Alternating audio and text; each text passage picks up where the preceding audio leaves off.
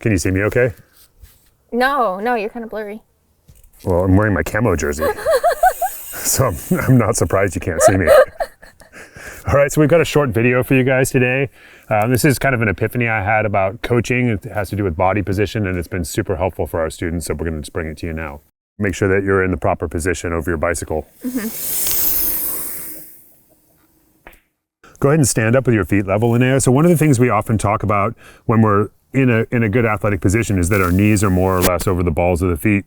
And one of the things that is happening sometimes is people are sometimes getting their femurs back, but able to drive their knee forward. So go ahead and push their hips back. So sometimes people are riding kind of like this.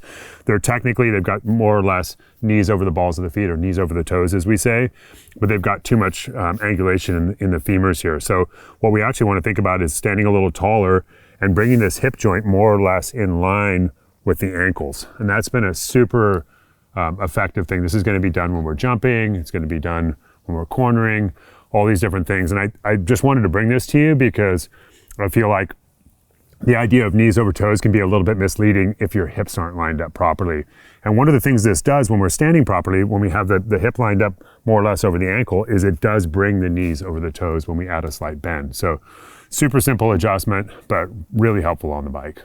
This makes so much sense to me because when I've talked to people about knees over toes in the past, you also have to explain that as you get lower, your knees go further forward. But when you talk about just hips over heels, that already compensates for that. So when I start to drive my knees forward and get lower, as long as my hips are over my heels, I'm in that nice balanced position.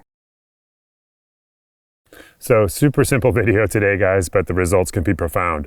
Just when you're up on your bike, make sure that you feel like your hip is lined up over your ankle, and you're going to notice this like with your jumping, with your cornering, with everything else. It should make a nice difference.